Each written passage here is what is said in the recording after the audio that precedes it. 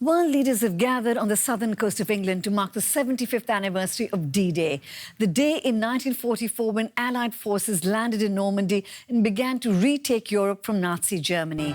Representatives of 16 nations joined Britain's Queen Elizabeth at the ceremony in Portsmouth, where many of the troops embarked for Normandy on June 5th, 1944.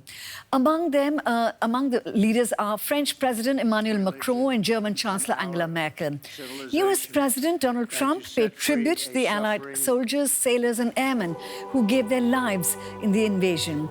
The stars of the day are the veterans of that campaign. Some 300 are taking part in the commemorations. Now, D-Day began with Operation Overlord, a massive naval operation to ferry American, British, Canadian and other Allied forces across the English Channel to the French coast. Now, it remains the largest assault of its kind in the history of modern warfare. Some 7,000 ships and landing craft headed for a 50-mile stretch off the French coast. And the code names of those landing beaches are etched in history: Utah, Omaha, Gold, Juno and Sword. Now, today's commemorations didn't begin in France, though, but at the English naval base of Portsmouth, from where D-Day veterans are to depart on a ship for France. Also in Portsmouth is our correspondent Charlotte Potts, who is covering those commemoration ceremonies for us. Charlotte, tell us what's been happening there so far to mark D-Day.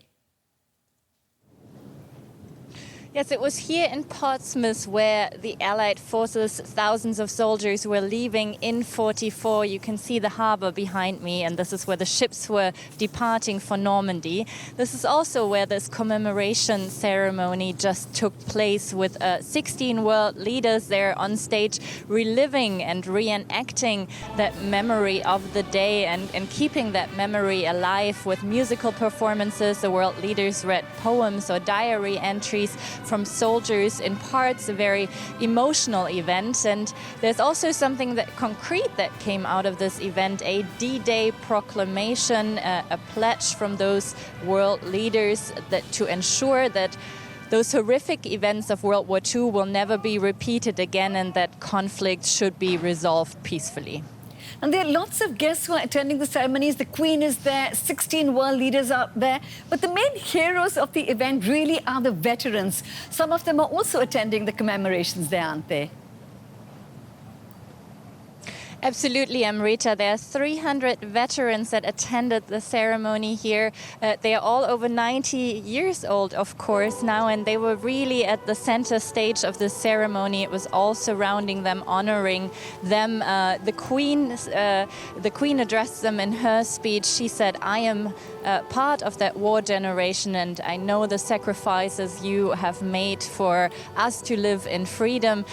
So very emotional there, and now those veterans are meeting with world leaders, with the Queen. It must be a very interesting experience for them at that age. And those veterans will be departing on a ship tonight from this harbour to Normandy, where those events will continue to take place. Those commemoration events will continue tomorrow.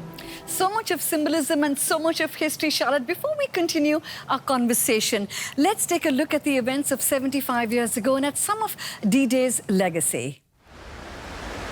At first glance, it's hard to see any sign of the horrors that this stretch of sand played host to.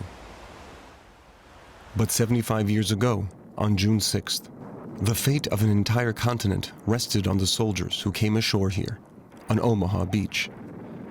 Operation Overlord saw a combined force of nearly 160,000 American, British, and Canadian troops land on the beaches of Normandy. Gaining a foothold in Nazi-occupied France came at a heavy price.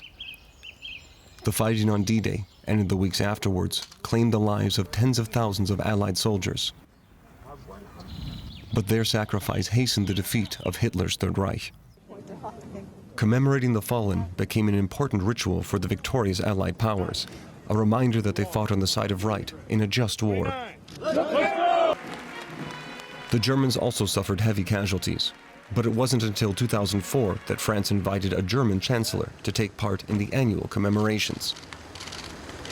What was once viewed in Germany as a calamitous defeat is now seen as marking the start of the long road to peace and liberation. The successful invasion completely changed Europe for the best. They brought us democracy, we lost the war. We've had 70 years of peace here. All the people lying in the cemeteries there, this is what goes through my head when I visit them on D-Day. All those people died for us so that we could live in peace.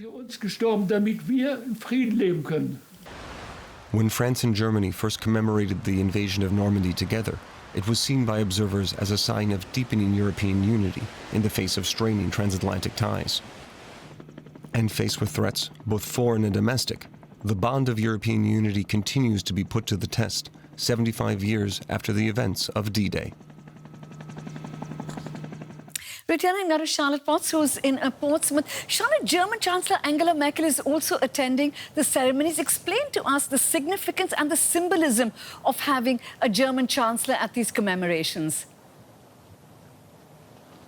Yeah, of course, Amrita, there's a huge significance behind that. It wasn't until 2004 we just heard that a German chancellor participated in these events. Of course, huge significance there. And also, this day is just, it was a key event in World War II that really changed the course of history and created a new world order, established on democracy and peace. It created, after that, the United Nations and the European Union, and these institutions and values have now come under pressure by US President Donald Trump, but also, for example, by the British decision to leave the European Union. So it's interesting to see these world leaders uniting today and coming together in a peaceful way 75 years after those nations really fought each other to the death.